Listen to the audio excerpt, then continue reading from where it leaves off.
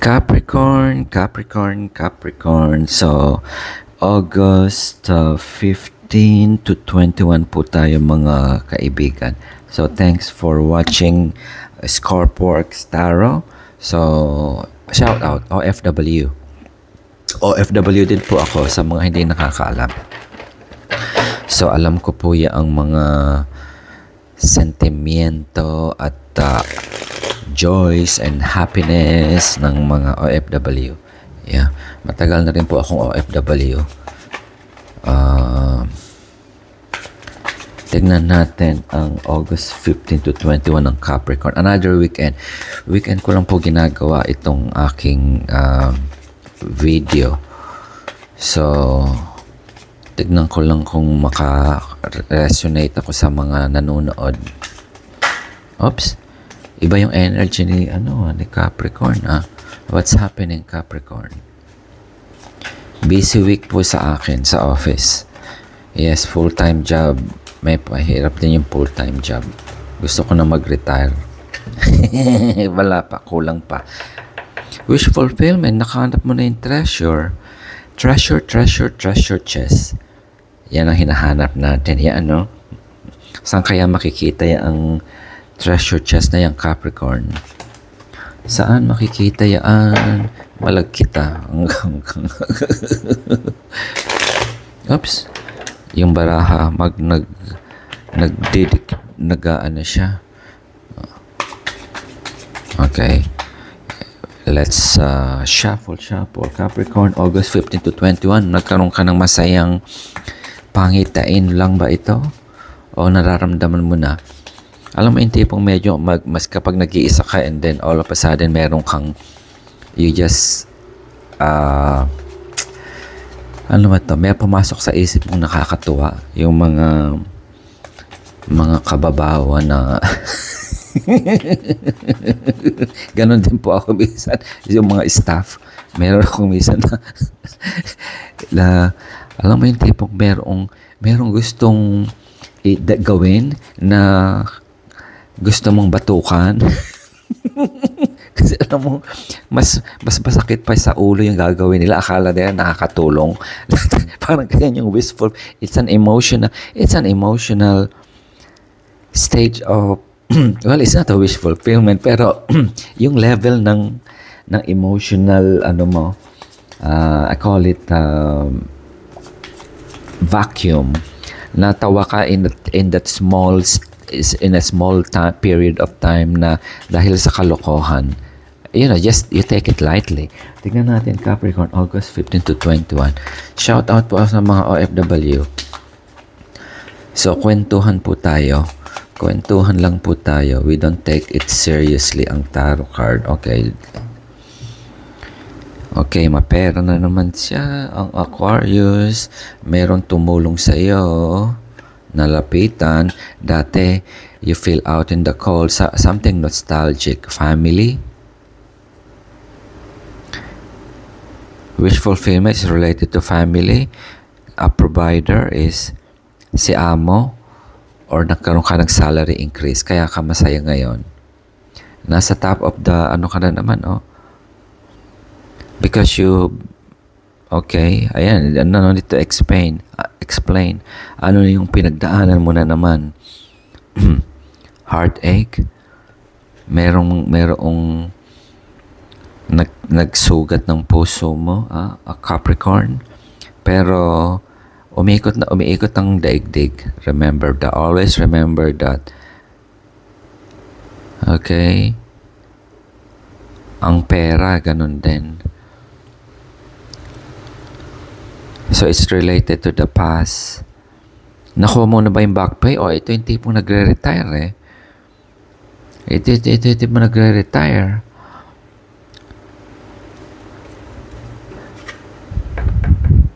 Si husband may increase. Somebody close to you gave you that support. It doesn't mean monetary, but this is more on the 3D. Okay, yung tipong short ka sa cash, and then it is monetary in a sense because it it keeps you that balance. Hindi, kapag wala kang pera, masama ang loob mo, maiirita ka. Wala kang pambayad ng kuryente, kaya wala kang aircon eh. That's how it is. And that's the reality of life. So you feel nostalgic here. Nostalgic because it came from the past. Ito ba yung mga investment mo in the past na lumago dahil sa pagtsatsaga mo? Yung mga ganyan. That's how the energy, Capricorn. Very lang ito. It's nothing out of ordinary na nanalo ka sa sweepstake. Okay? It's a mundane saga of yung routine. Not just an OFW but anybody else. Okay, you're connected with your past. It's not past life. Something in the past that you just want to, maybe you feel better. You're using it as a benchmark. Ika nga. Your past teaches you where you are now, where you're going, or where you're heading, or what you have achieved. Yan. Ganyan yung tipo. Okay? Because I can see here that dog and the kid growing with and playful. That's you are. That's who you are. Capricorn. Okay, tingnan pa natin. Makichismis tayo. Capricorn. Ganyan ba yung mga yaon? Energy, August 15 to 21. Yeah. Shout out po ang mga OFW. Message lang po kayo. Yeah, sabi ko, di ba ito hindi naglolo ko yung baraha. Nakita niyo naman, nangangawit na ako sa pagsashuffle. Yes. Ayan, oh. Ano pa ba ang kukwento ko dito? Ayan na sinabi na. It can work both ways. I think this is where it all started. Okay? It started with this whatever pain and suffering. You just got tired of, you just said, oh my goodness. Ayaw, pagod na, napagod. It's not easy. It's not easy. This started from their childhood, whatever it is. Okay, I hope it's not traumatic. Okay, anything like this and type of energy, it's just painful. We all go through that scenario, and oh my goodness, I think alam ko na ito. Okay, you're fighting on your own by yourself most of the time. Until you met somebody. Okay? Very simple ito, Capricorn. So, ito ka na eh. Okay? Or you're moving towards that. I can't say if you're already at this stage. So, depends po yan sa timeline ng ating kabuhayan. Yes? Okay? But you don't need to worry. I'm not saying that you don't need to worry. Paano bang sasabihin ko? Kasi choices tayo eh. We always have choices. Correct? Pero you are fulfilled with this.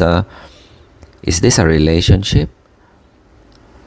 Or a new job? Okay?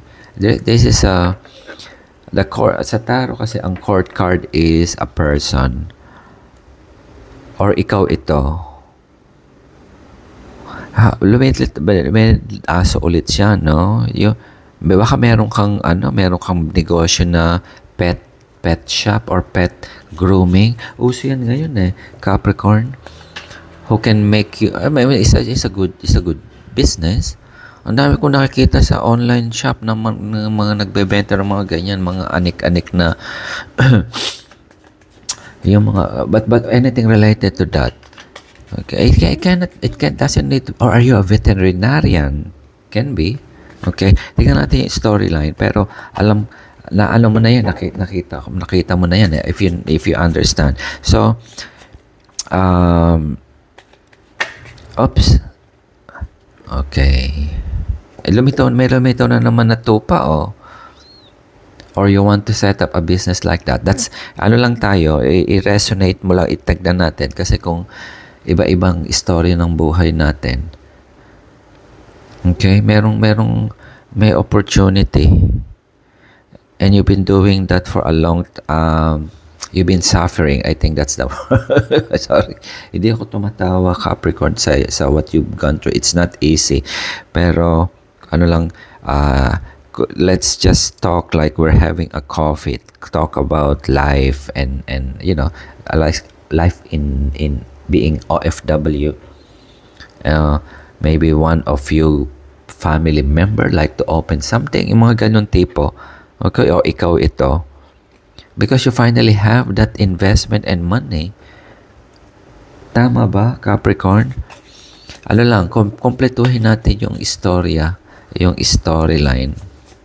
And you moving to that direction. Ano na muna ito? Given na ito, hindi, alam mo na ito, hindi na ito something new. Kasi matagal itong ano na ito, matagal itong proseso na ito. Tama ba? So, Capricorn, okay, tignan ko lang yung storyline. Kung merong conflict or something to watch out for or ang tawag ko dun yung shadowing, dark shadow. Ano ba yung shadow? It's something related to yung mga hidden message. Okay? Na something to watch out. Okay, Capricorn. Check natin. Capricorn. Yeah, it's weekend. Ano kayang gagawin ko ngayon? Yeah. Okay, Capricorn. Kulang tayo ng baraha. Okay. Tignan niyo guys yung baraha ni Capricorn. It's a storyboard. It is a storyboard. Tignan ko, mas gusto kong ibigay nung baraha nung tarot card yung card instead of I choose. Okay, Capricorn, tignan natin. So, ganon po yung prepared ko. Okay, tignan natin si Capricorn. So, magkape ka muna, Capricorn, while we are shuffling it. Capricorn, lumitaw yung Three of Sword kanina, diba? Pero sabi ko hindi ko kukunin. Tignan natin dun sa kaninang lumitaw if that's what it is. Taro, okay, Capricorn. Parang nagagalit na yung Taro. Sabi niya, ano ba yung pinagsasabi nitong mama na ito? Okay. Capricorn. Let's see. One more. O wala nang message. Okay. Okay. Let's see, advice or something to to watch ni Capricorn or something. Ano na to, solid na to, given na ito. Ayan, okay. Kukunin ko lang yung madami ito pero nakita ko yung first card niya is all about celebration. So, lumitaw 3. Okay. Ito na siya. Okay. Ayan tabi ko lang siya. Okay. Ito celebration. Okay. Do you see wedding? That partnership is whatever it is, that partnership or your venture. Everywhere we go, you meet people, you connect with this. A new job is always about connection. It's a partnership. Always think that way. And somebody younger.